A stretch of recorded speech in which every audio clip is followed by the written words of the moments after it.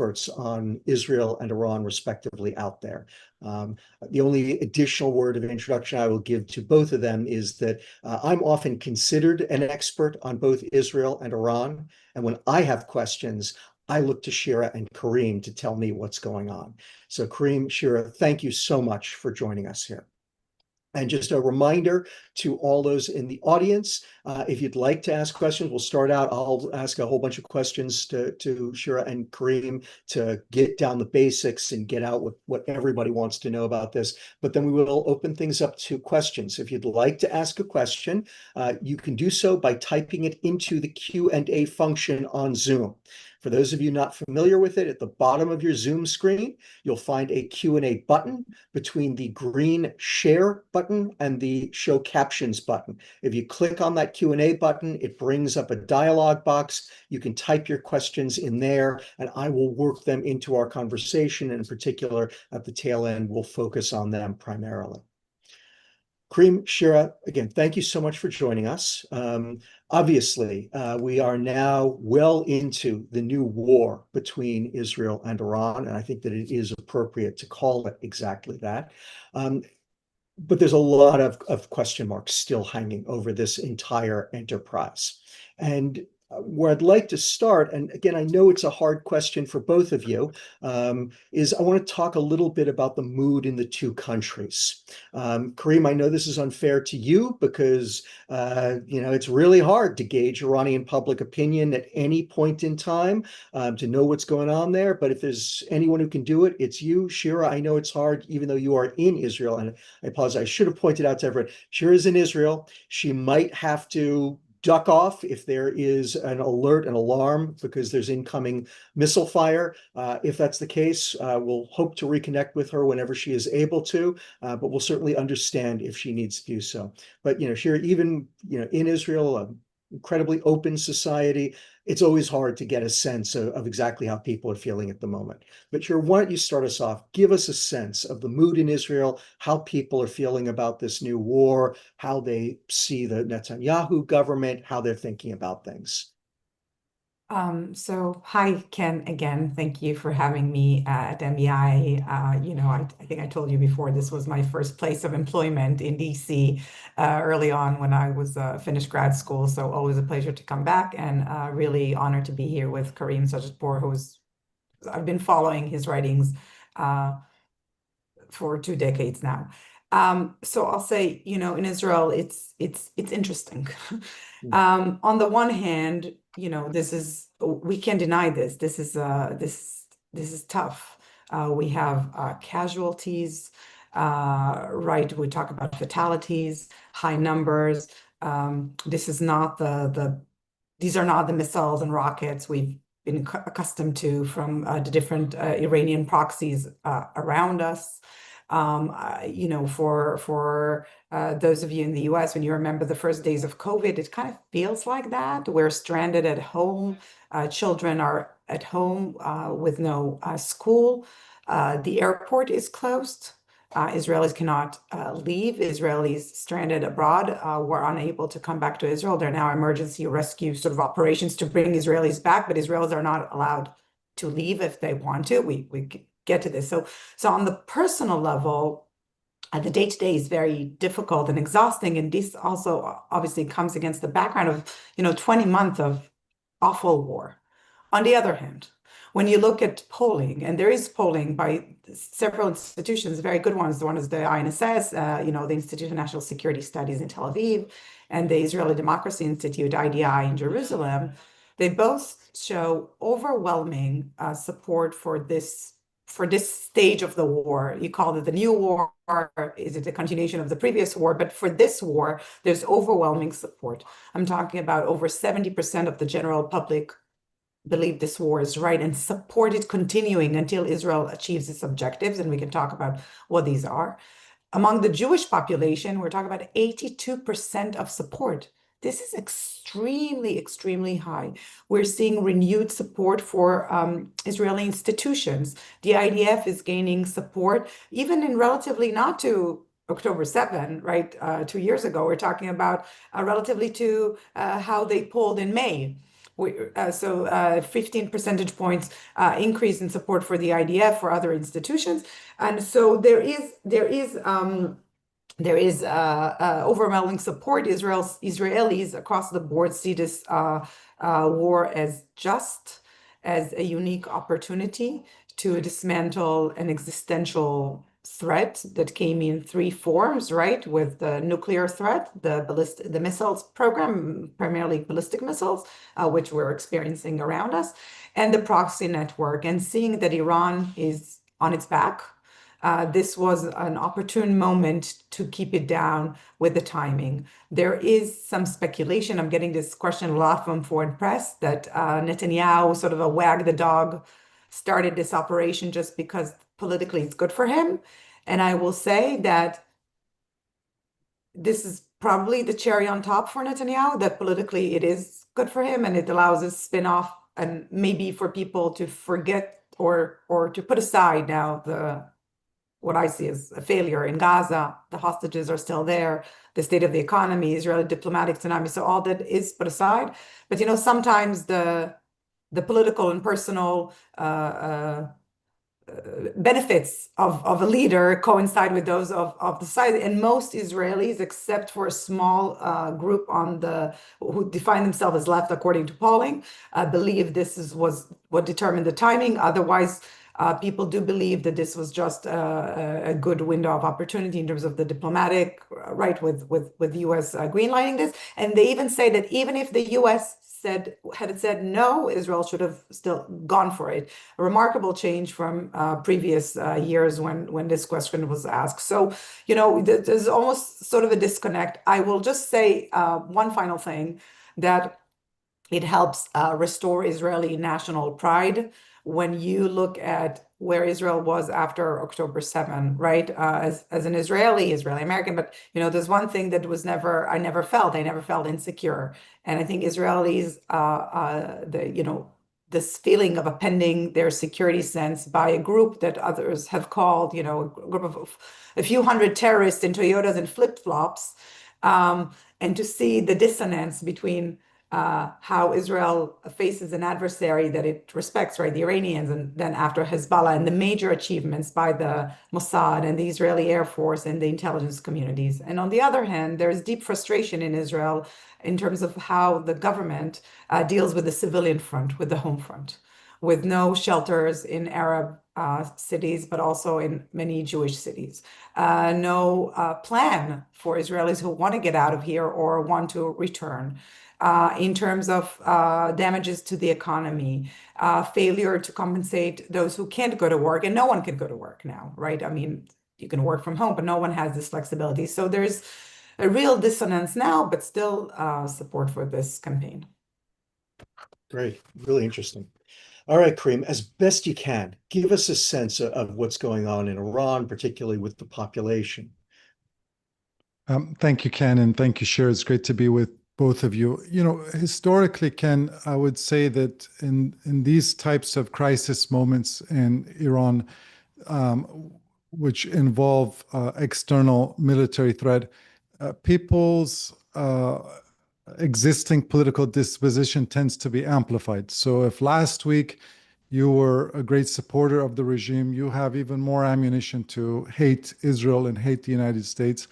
And if last week you believed that this was a regime which never cared about the well-being of Iranians, but always prioritized their own ideological objectives, you have more fodder for that as well. But I think what's important to do in this instance is to kind of distinguish between people's thoughts about the war and then their thoughts about who is to blame for the war. And I think in the first 24 hours, a lot of Iranians were in awe to see, these menacing characters, right? Senior Revolutionary Guard commanders, individuals who were directly responsible for their long-time repression were suddenly taken out. And these were precision strikes which didn't caused the Iranian population at large great discomfort. I'm talking about the first 24 hours. But, since then, the war has been an enormous source of anxiety and fear and discomfort for many Iranians. A lot of people I know have evacuated the city of Tehran. There's been gridlock, difficulty getting gasoline. Some have even fled the country. So I think that at the moment, very small minority of people, are enjoying what's happening. No, very few people likes to be the subject of foreign invasion. But, that leads me to the topic of whom do they blame and how does this play out? I was looking this morning for a piece I'm writing about historic and comparative analogies of when a dictatorship gets involved in a foreign military entanglement. What is the impact that it has? And as you can imagine, there's examples in which dictatorships or authoritarian regimes getting involved in foreign military entanglements boost it and prolong its shelf life. In fact, Iran's 1980 invasion by Saddam Hussein is kind of the classic example of that. But there's also examples of the opposite. Falkland Islands War, Argentina, right? That a year later that regime was gone. Serbia and Milosevic. In my view, perhaps one of the distinguishing factors and one of the big questions is, does your society see this war as an existential war, or do they see it as an extracurricular war, right? Was this a war of choice or a war of necessity? And I'm going to show you my biases, Ken, which, I believe that the Islamic Republic's fight with Israel has been an extracurricular war. It hasn't been an existential war. They made the choice after 1979 to have their official slogan be death to Israel and invest tens of billions of dollars on these proxies that are opposed to Israel's existence. In my view, that was not a fight that Israel ever wanted to have. When you talk to Israeli senior political and military leaders and you ask them, what is your dream state of an endgame with Iran? They say, we want normal relations with Iran, like we had prior to the revolution. If you ask Islamic Republic senior officials, what's your dream state? They will say, we don't want to see Israel. We want to replace Israel with Palestine. So that's my view, which is that this has been an extracurricular war for Iran, not an existential one. But I suspect that many people inside Iran may see things differently. And what I'll just say finally is that in the near term, these wars can be a sugar high, a sugar boost for dictatorships, right? They're harnessing nationalist sentiment and fervor. That's not a guarantee that 6 months from now, 1 year from now, when the dust settles, the population will continue to feel that way. That's also great. Thank you so much for that, Karim. I think that, again, you're setting light on a whole bunch of different topics that I'd like to get into in some more detail as we go along. I now want to switch and talk a little bit about the two governments as best we can tell. And I'm going to preface that.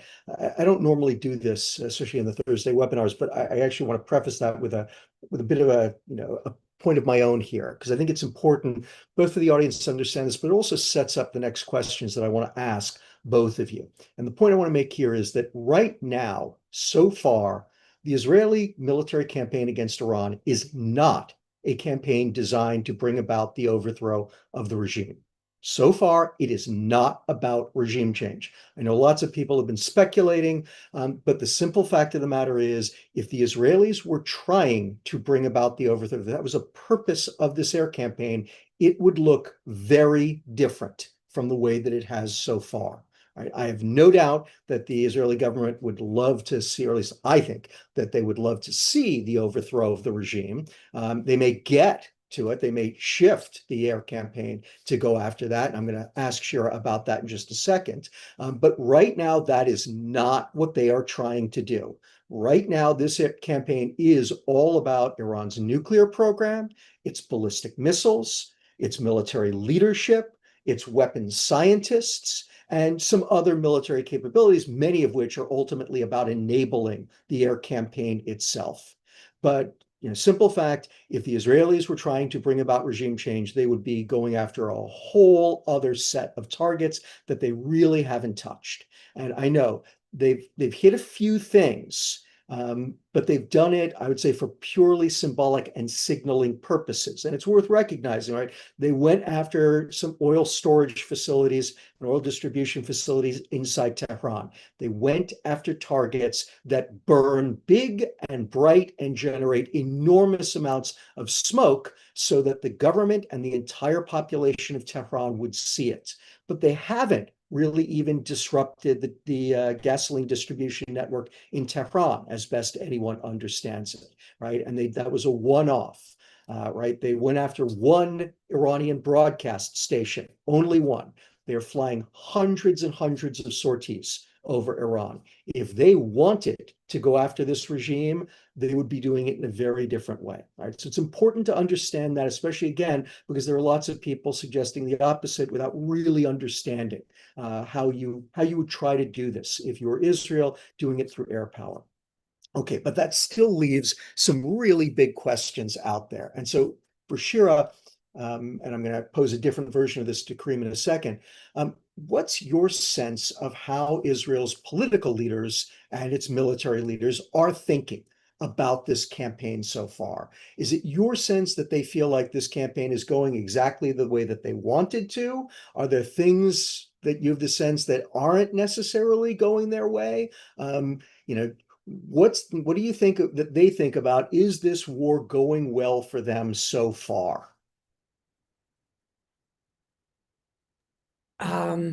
Okay, so I just want to I do want to relate for a moment to your point about the regime change. So first of all, we have to understand, right, that there's still in a democracy, the political rank has to define the strategic goal of a campaign, and the military has to provide the operational, plans.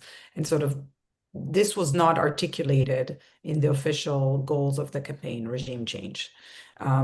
I don't know that, I think with all modesty, Israel doesn't even have like a Voice of America thing. Israel is very capable of, but how Israel would go about regime change, the US track record is not great, but Israeli track record isn't great either when it comes to that, when it comes to their neighbors. And it certainly wouldn't come, I don't know how you do this only with air power. There was yesterday some taking over, Sarah over the Iranian TV. That showed the hijab protests and some other things, sort of to remind the Iranian public what the regime is. But I am not blaming, not blaming anyone, but those who claim that that's what Israel's trying to do, they get indications for that from some of our politicians.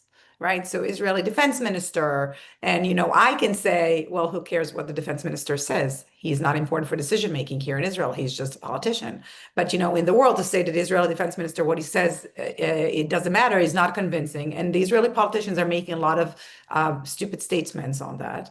And this is why I think you're getting this impression. It doesn't mean that Israel cannot, get more appetite and put regime change as a goal. But my understanding now from the conversation is that Israel is pursuing its objectives as you define them. We can talk in a moment. And then if the outcome of this is that the regime is weakened so much that when the dust settles, the regime collapses, no one will shed a tear, right? And I think that's shared by us and Iranians and most Iranians. So that's one thing. I'm sorry, I don't know if you hear my kids screaming in the back. There is, according to Israeli reports, and this is going better than planned, right? The scenarios that even the sort of the threat scenario in terms of how many casualties will be here, the damage that Israel will suffer, they were preparing for worst numbers here, as much as difficult to say, but this looks like even the Iranian retaliation looks a little bit weaker than what Israel anticipated. And in terms of success rate and achieving targets and the complete air dominance and things, these are things that Israel has achieved faster than they had anticipated. So in a sense, this war is going better than what Israel was planning for. And then the question is what comes next, right? Because obviously we're all waiting for Godot. I urge everyone to read Karim's great article for The Economist from yesterday, I think. But, depending what Trump decides or doesn't decide, obviously Israel would prefer that the US comes in and finish the job. And we can talk about what finishing the job actually means from a US perspective, because it's not like come in, do something and go back.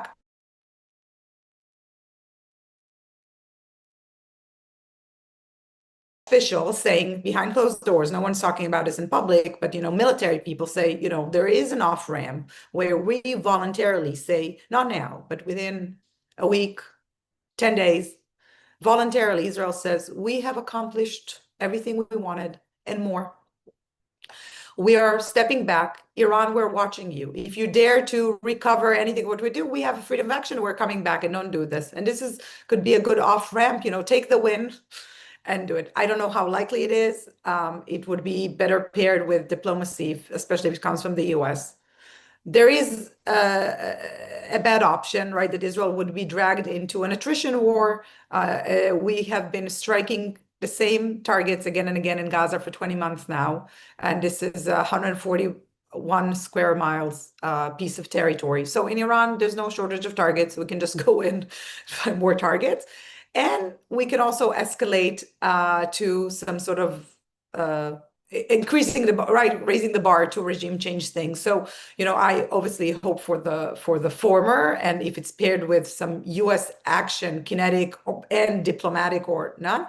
But this is sort of the conversation we're having now in Israel.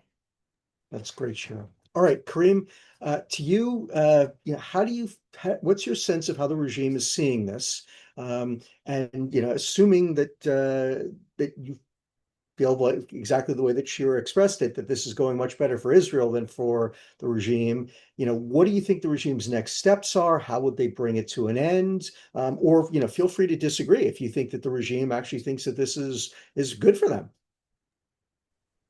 Well, obviously, the big question, Ken, is what President Trump decides to do in Fordo. And I'd be curious for Shira's thoughts and your thoughts about this, Ken. It seems to me that if 1 month from now, Fordo is totally intact and the Islamic Republic is totally intact, then I'm not sure if one would call this war a success. It was certainly undeniable tactical success, but was it a strategic success if both the regime and its most precious nuclear facility are still intact? Because I think that after this war, after the dust settles, whereas before the Israeli invasion of last week, I would have argued that the regime was taking a deliberate approach towards a nuclear weapons capability. And, I've even written in the past that I believe that as long as Ayatollah Khamenei was supreme leader, his endgame was more the Japan model than the North Korea model. I was skeptical that he actually wanted to turn that screw and weaponize for a variety of reasons, including that it may actually cede authority to the Revolutionary Guards for him and transfer the balance of power to them. But now, I think we've obviously entered a different game, and if a month from now, 2 months from now, the war has subsided and Fordo and the regime is intact, I would expect them to no longer take a deliberate approach towards nuclear weapons capability, but to try to take a rapid approach towards acquiring a nuclear device. I do think that they see this now as a survival war.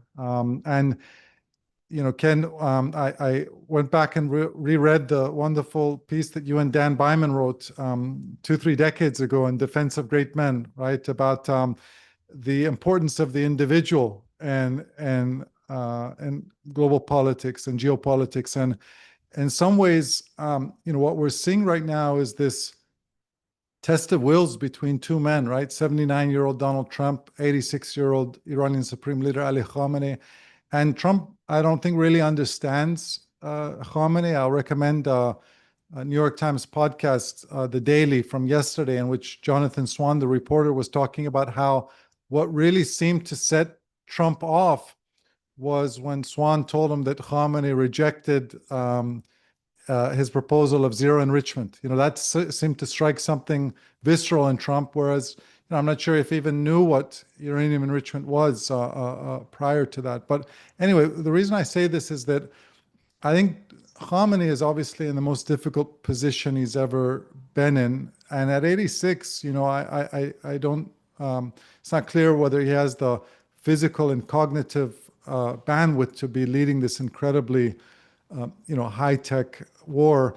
But I would say this, what is in tension right now for Khamenei are his defiant instincts and his survival instincts. Because, he's the longest serving autocrat in the world, and you don't get to be the longest serving autocrat if you don't have good survival instincts. He wants to stay in power. He wants others to be martyred for him, but, his goal wasn't martyrdom. So he has good survival instincts, but historically, he's always believed that when you're under threat, you should never cave into pressure, because that actually doesn't project strength, it projects weakness, and you're going to even invite more pressure. That was for him the lesson of the Shah of Iran, the lesson of Gorbachev trying to reform the Soviet Union, the lesson of some of the autocrats in the Arab Spring who took a step back and their populations took 2 steps forward. And so the final thing I'll say here, Ken, is that we can count on maybe 2, 3 fingers the number of times the Islamic Republic has compromised from 1979 to the present. And in my view, there's a kind of clear set of circumstances for each of those compromises. Number one, they face existential economic pressure. Number 2, they face a credible military threat. Number 3, they face a united diplomatic front. But number 4, importantly, they're presented with kind of a viable diplomatic off-ramp. And I worry that tweeting unconditional surrender is not a viable diplomatic off-ramp for any dictator that wants to be feared by his population. And you've written a book about that, with Saddam Hussein. And so you can, I really, I always joke with my Georgetown students that to understand the Middle East, you're better off studying psychology than political science. And this is another example of that. Great stuff, Karim. All right. Let's talk about you guys both spoken to this. Let me start with you. What might cause the Israeli government to change its approach to the war, right? I mean, what you said is the government feels like it's doing very well, better than expected. The public is very supportive, right? And you laid out this scenario, which I actually think jibes very nicely with what Karim just said. It is entirely plausible. None of us is going to say absolutely this is what's going to happen, but entirely plausible that Israel works through its target deck, right? All the targets it wants to strike, and at the end of it declares victory. And what Karim is suggesting is that the Iranian regime, Khamenei, may very well decide, you know what, we need this to end because we don't want any greater threat to the regime, and that's might be what's coming. So yeah, let's just, Israel take the win, Iran take the loss, we both move on, right? So the first question, I think, big question out there is, what can you think of that might cause the government of Israel to change its strategy, to do something different, something big and meaningful in particular? I mean, the one big, right, and it seems like on and off, and we don't know what Trump, right, he says the same thing and says another, the same sentence, but whether the US comes in and strikes Fordo. This, if you know the Israeli debate on Iran, right, for many, many years, it's we want to, but we cannot. The US can, but they don't want to. And I think the fear also with previous US administration was that Israel was trying to drag the US into a war that it doesn't want to have. Now, the US didn't do its own right favors being dragged into other wars at its own initiations, but this was the issue. Again, after October 7, Israel is in a totally different mindset with very, very low risk tolerance to threats. And that's why we're seeing preemptive on not just nuclear, right? Even on conventional capabilities, which was, I couldn't fathom this a few months ago, but now we're here. So there's one thing that can change it all is that if Trump really goes in and strikes Fordo. in a way that is successful. Now, this is like 3 MOPS, 4, you do more, you do less. Then we go into technical questions. Is this enough? What does it mean? I mean, right, like when the Pentagon people here probably used to say Iran is not 10 foot tall. Israel has dominance. The US will have that dominance. But it may require the US to stay in the region for a longer time than they wanted and keep the lid on and do containment in ways that just Trump at least says he doesn't want to do, and certainly people around him. But this will change Israel, right? Because this will give Israel the off-ramp. If Trump doesn't do that, then there are different things. First of all, I wouldn't dismiss an Israeli action in Fordo with some sort of support. Israel has shown creativity. The easiest way, right? The risk-free way for sort of Israel and the US would be what we think of B-2s flying and dropping those mother of all bombs. But you hear from some experts that there could be other ways. I don't know if Israel wants to pursue them, but I wouldn't take it out of the question. So this is one. The second thing is, this is more the negative. We have to remember that Israel's security doctrine has always been to have the wars, first of all, far away, but also have short wars, because clearly there are diminishing returns, right, with time, and the risk increases. Now, we haven't spoken about this here, and we can, but at one point, there could be more fatalities, more dangers. And this thing costs a lot of money to the Israeli economy. We're talking about over 1 billion shekels a day for the war, we're talking about just the kinetic activity. Arrow, I have some of the numbers, which I wanted to, because I wanted to be accurate about this, but we talk about, the assessment says that each Arrow interceptor is 10 million shekels. The exchange rate is now 3.7. This is a lot of money. We're talking about munitions. Every Air Force flight, each hour flight of the Israeli Air Force is 25,000. We're talking about many, many flights. Iran is very, very far, many sorties. The munitions that we're talking about, and not to talk about the loss of productivity, the defense budget that has gone way beyond what it was designed to be. And Israel is dependent on the US for all these things, right? Munitions are not unlimited. Interceptors are not unlimited. Will Congress provide? Yeah, maybe interceptors not a problem. Will Congress provide more munitions?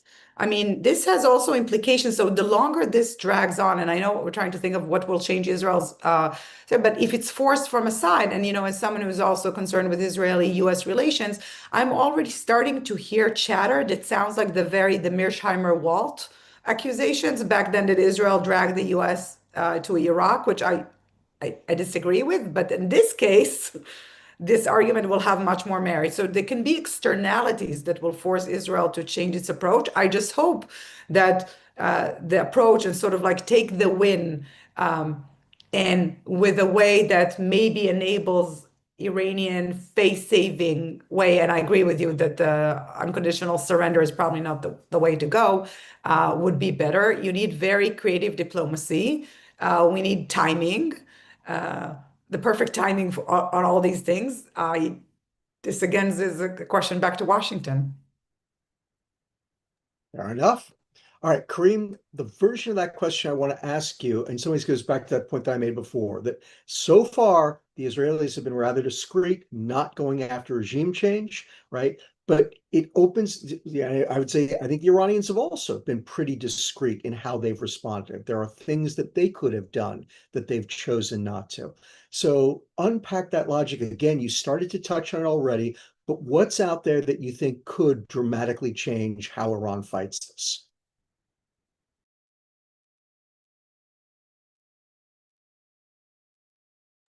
Karim, you're still muted.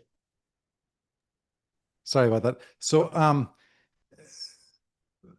Shira may have better stats on this than I do, but I've seen numbers that say Iran has used up perhaps about a third of its missile stockpile. And so the challenge they have, and you know this better than I do, Ken, is that if they pace their missile attacks on Israel, it's a lot easier for Israel to bat those down, right? If they're only dealing with tens of missiles, and if you want to overwhelm that system, it takes perhaps over 100 or hundreds of missiles. But then you're going to run out of them much more quickly. And so that's the dilemma that Iran has.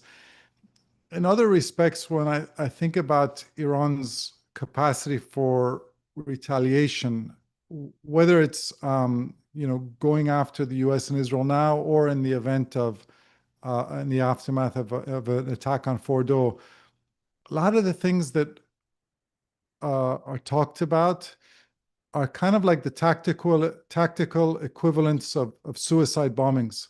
That will do great destruction to Israel and potentially the U.S. and U.S. Gulf partners, but it could be the equivalent of a suicide bombing for Iran, in that the blowback back to Iran would be far worse than anything, any of the damage it inflicts on its adversaries. So what are examples of that? People have talked about, right? Mining the Strait of Hormuz to go after global trade corridors. You go after energy outposts in the Persian Gulf. They attack Saudi Aramco.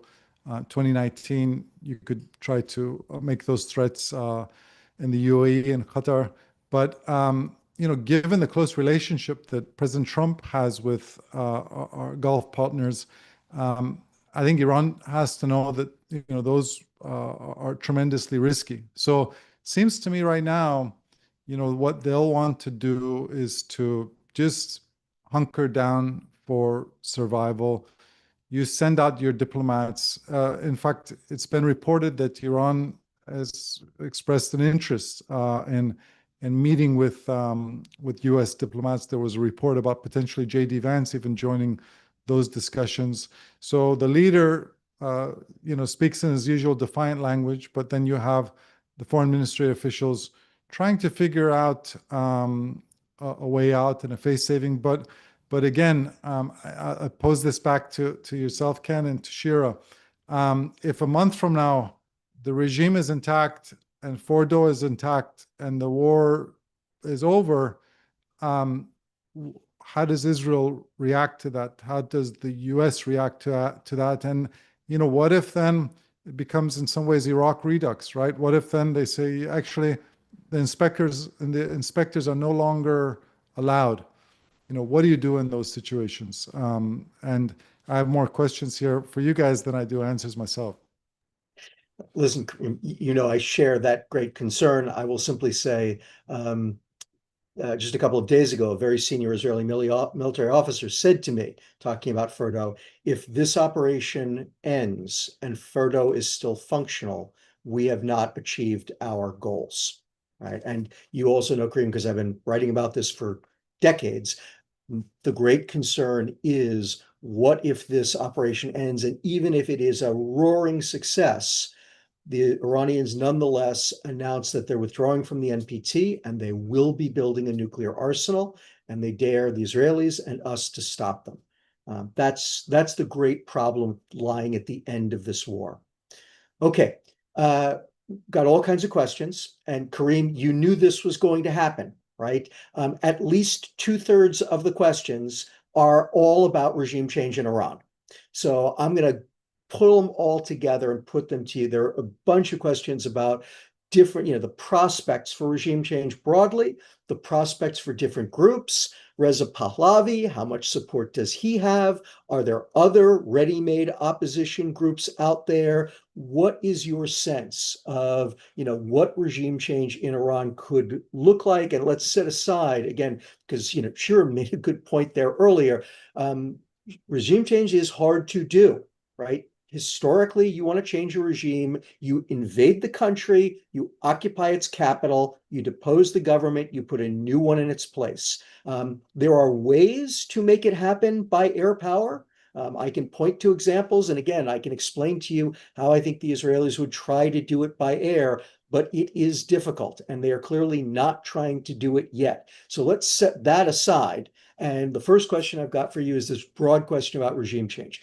Prospects for it, and opposition. What are the likely scenarios that would occur? Sure. So I'm writing an essay on this, which hopefully should be out tomorrow. So number one, whenever you're looking at the relative stability or instability of any authoritarian regime and looking at prerequisites for regime collapse, one of the first things you'll want to look at are elite fissures, right? Are there any, are there splinters at the top, defections, senior commanders leaving? So far, we haven't seen that. I'm not saying that it won't happen or that, perhaps hasn't happened privately, but certainly publicly, there's obviously been high-level regime assassinations, but I haven't seen high-level defections. There's also the simple dynamic in which you have a regime which, at the moment, it's highly armed, highly organized, and willing to kill to stay in power. And you have a society which is overwhelmingly discontent. I would say perhaps 4 out of 5 Iranians oppose the regime, but it's a society which is unarmed, unorganized, and not ready to die to take power. And I say that not as a criticism. In my view, it's almost a sign of political maturity, that this is a society which you have a regime which believes in martyrdom, but a society which doesn't believe in martyrdom. They're trying to separate mosque and state, not join it. So, that could change. Right now, people are living under aerial bombardment and not thinking about waging political protests. 2 months from now, 6 months from now, that could change. And the other factor, which I alluded to earlier, you have an 86-year-old supreme leader. So whether or not it happens now, it's eventually going to happen soon, that you have a pending leadership transition.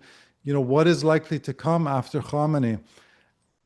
If I had to venture a prediction, I would say that the Islamic Republic's kind of transformation from clerical regime to military regime is accelerated by this Israeli attack. It was already happening anyway. It already happened anyway. But I think if this system manages to hold it together, which is a big question mark, the next powerful leader of Iran, in my view, is not going to be wearing a turban. Is going to be someone who comes from the military and intelligence apparatus. A decent outcome in that context would be an Iranian Sisi. An indecent outcome would be an Iranian Putin. Also you have to. Your next question is about the opposition. I think what the opposition to the Islamic Republic has failed to do is constructively harness this mass discontent among Iranians. This is a regime, in my view, with very few redeeming qualities. It's a police state. It's a social police state. It has one of the world's most poorly managed economies. There's few countries in the world with a greater gap between their society and the regime than Iran. You've heard me say it 100 times, Ken. It's a regime which acts like North Korea, a society which wants to be like South Korea. But as long as the regime, even if they have that, as I said, 15-20% support, if they stay united and they're armed, they can continue to prevail over a society which is disunited and fighting amongst themselves. And so that is so far, in my view, unfortunately been a failure of Iran's opposition movements, that they haven't managed to constructively harness the mass discontent against the regime and think organizationally, think strategically, and have a big tent rather than a very narrow tent of ideological purists in the various camps. That's great stuff, Karim. And your line about the next leader not necessarily wearing a turban, I think, is a terrific one. Okay, Shira, we've got a bunch of questions for you related. You touched on this earlier, but there are a bunch of people who'd like you to unpack it. I think it's a great topic. The relationship between Israeli domestic politics and this war, right? So, what has this done to the opposition to Bibi? Do you think that there are prospects that Bibi would drag this out because it is giving him a big boost out there? When it ends, what do you think Israeli politics looks like? Might Bibi call snap elections right afterwards because he thinks he's in a strengthened position? But just play out these different threads, and in particular, you're the expert here. What do you see as being the really critical issues with regard to Israeli domestic politics as they relate to this war? Yeah, no, there are a lot of domestic implications. So first of all, the Israeli opposition has been tremendously weak, and after the judicial reform or coup that also created the conditions for the worst disaster that the Jewish people have suffered since the Holocaust. And then the opposition weren't able to topple this government, right? So now, when this success is happening, everyone is rallying around the flag. You have platitudes by Benny Gantz and Naftali Bennett and all these contenders. Yair Golan of Labor, he's asking some questions about it, but there's no sort of questioning of the motivations for this campaign and the timing of which we're seeing Netanyahu behaving in ways he hasn't behaved throughout the war in Gaza. He's visiting the sites where missiles fall. I don't know for those of you who don't know Israel, but the kibbutz that suffered most on October 7 is Nir Oz, where more than a quarter of its people have been either murdered or kidnapped. There are only 6 houses in the kibbutz that were not broken into by Hamas. Netanyahu has not set a foot there until now. We are having some sort of betting if this will be the time that he actually comes in, able to spin this whole from a disaster to recovery, right? This is the phoenix. Israel's rising. So there's a lot of that happening. Political surveys, I think, are useless when you don't have actually elections. But interestingly, when you look at elections, there was a poll yesterday that was done that when in parliamentary systems, it's not just the winner takes it all kind of system, but that you need to put together a coalition. So the Netanyahu bloc has still substantially less mandates than if there was a Bennett-led bloc. However, his party, the Likud, gets now more seats than Bennett, I think by 3, so 27 than 24. These are numbers we haven't seen. So it seems that he's personally in the party could be recovering. And what does it mean about if he calls for snap elections? There's this assumption that no one will go with Netanyahu again, right? That Bennett will go separately and to be a bloc. But I mean, this is a whole different topic. But after this war, and if it continues on the current trajectory, this assumption that none of the opposition leaders will not crown Netanyahu again, I just don't think it's true. I didn't think it's true before, and I think a lot of the conversation is about Bennett, and Bennett tends to perform in elections much poorer than he does in polling. This has been consistent. So if he's at 24 now or 25, 26, he could end up with 14 mandate seats and maybe more, maybe less. But he's 52 years old. The Israeli public shifted to the right, much more hawkish. And if he thinks, am I going to go with crowning sort of the next left-wing government, or I choose to go in with a right-wing government, knowing that Netanyahu is also, he's not, a spring chicken, right? Of all these elderly leaders, he's also there. That could happen also. There is a fantasy talk in Israel, and this is a fantasy talk, that, this will be Netanyahu's legacy. That he will finish this war, maybe pave the way to Saudi normalization, close the war in Gaza, and step off. I think this is a fantasy. I also think I don't know that the door to normalization is open. And the big question, right? It doesn't solve the Gaza problem, the West Bank, the Palestinian issue.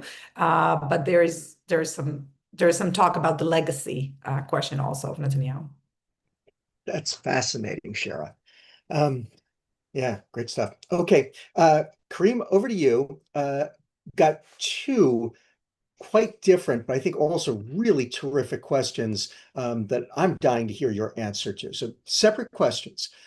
Question 1, what concessions do you think that the regime would be willing to make to the US or to Israel in negotiations to get this war over so that it can survive? Right? I think that is a big question. Yes, Trump has demanded unconditional surrender, whatever that means. As you pointed out, that ain't going to happen. But let's imagine that the US or simply Israel directly or indirectly could get Iran involved in a negotiation about what the war and what a war end would look like. What concessions do you think that they would be ready to put on the table, right? And then a separate question, but for you also, you made this great point beforehand that the Iranian public is very divided about the war versus the causes of the war. And if you assume, or let's assume that there are Israeli leaders who would like to try to preserve the relative goodwill of the people, keep the Iranian people more focused with their enmity on the regime than on Israel. Are there things that the Israelis ought to be doing or that they could be doing to either hold on to whatever goodwill that they have on the part of any Iranians or even bolster it going forward? So two separate questions, but would love to hear your thoughts on both. Okay, great. So, I'd slightly reframe the first question to ask, what is the deal that Iran would be offered now after the war, in contrast to before the war? Because before the war, the deal that was on offer for them was zero enrichment. And Khamenei obviously rejected that. I believe, Ken, that even if he went back in a time machine and he had the benefit of hindsight, he still would have rejected zero enrichment. That's my view.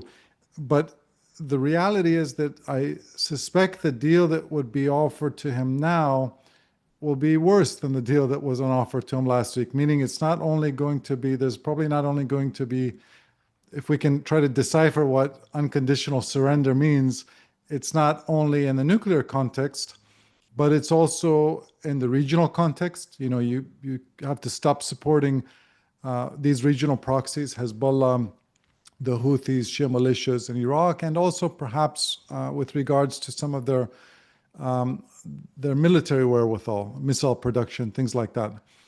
So in my view, it is very, very important that, whatever these demands are, that they're clearly and concretely communicated to Iran rather than just, random tweets of unconditional surrender. And I, in some ways, answered the question in saying that I'm skeptical that Khamenei right now will agree to zero enrichment, certainly for any extended period of time. If it's, perhaps the way they try to do it is to say, okay, we'll agree to a 1-year suspension of enrichment and 24/7 inspections, something like that. Perhaps that's within the realm of possibilities, but to actually permanently renounce the right to enrich, I'm skeptical. And the challenge we have, Ken, is that there's two different clocks. There's the Trump clock, which he said he could resolve this in 24 hours, and then he gave them 60 days, and he said, I invaded on day 61. And then there's the Iranian negotiating clock. This isn't buying something on Amazon Prime, 2-day delivery. It's a long-term. JCPOA took 2-3 years to negotiate. So that is one of the sources of challenge that we have. In some ways, it's an artificial sense of urgency because Iran can't, weaponize their program by next week. Now, the second question about what is it that Israelis might be able to do to reduce the anger that many Iranians feel right now about the war. And listen, I get it. For decades, Ayatollah Khamenei was waging war against Israel on Arab soil. And those who paid the consequences were Lebanese and Palestinians and Yemenis and Iraqis and others. And Iranians really hadn't paid much consequence. And so what Shira has been living through for many years now, this is the first generation of Iranians that is experiencing this since the Iran-Iraq war that ended in 1988. So it's something which is new. They're still in a state of kind of shock and anxiety. What I would say is two things. The extent to which you get out of urban areas, stop conducting aerial bombardments in cities like Tehran. If it's, missile silos or nuclear silos in remote rural areas, obviously that's far less impactful to people's lives. But second, and who knows whether this is something that Israel has the capacity to do, but one great source of disruption for people is the internet being shut off, and not being able to communicate with the outside world, not being able to communicate with one another. We're probably not that far away from a world in which there's satellite internet. Companies like Starlink that inhibit an authoritarian regime's ability to shut off the internet. Israel helping to hasten the arrival of that world would certainly be something that many Iranians would welcome. Outstanding. Okay, we've got about 4 minutes left, 3-4 minutes left. Shira, I got one last question for you. Again, a really interesting one, which is Prime Minister Netanyahu presented this war as a preemptive one, right? That there was an imminent Iranian threat that required preemption. I think a lot of people outside of Israel certainly would see it much more as a preventive war, one where there was a more eventual threat, but not necessarily an imminent one. What's your sense of how Israelis are reacting to that? Are they buying Netanyahu's argument that it was an imminent threat that required preemption, or do they see it more as preventative? Listen, I think Israelis, and we've seen it also with the war in Gaza, Israelis are buying what the government is telling them. On a variety of issues. It's interesting because it is a vibrant democracy. You have Haaretz, right? And you can say whatever you want still. But in terms of the threat perception, the risks, and even you look at the sort of the journalists who, in my view, don't do their job, and they take what not just the government, but also, worse, I think, the idea of spokesperson, but just tells them at face value.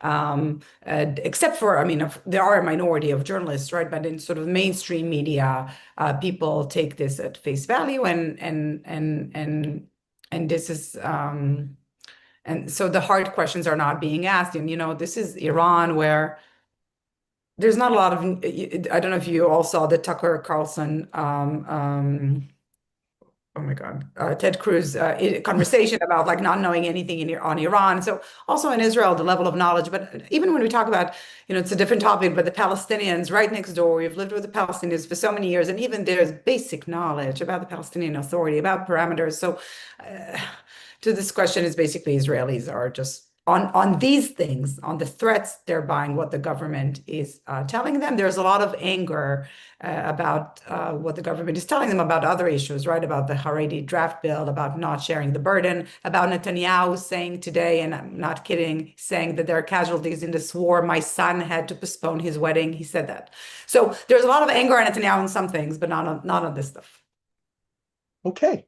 That's a great point, I think, for us to leave it. Unfortunately, our time is out. We've got at least, 34 additional questions waiting for you guys. I apologize to those who didn't get their questions asked, but I take that as tribute to the two of you. I could spend hours just doing this because I got at least 34 of my own questions for each of you. Thank you so much for agreeing to do this. This was absolutely sensational. For those of you tuning in, I hope you enjoyed this, found it useful.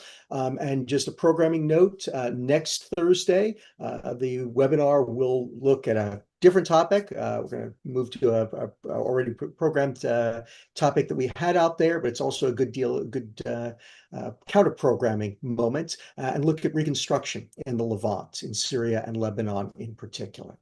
So once again, Karim, Shira, thank you both so much. This has been absolutely magnificent. And to all of you out there,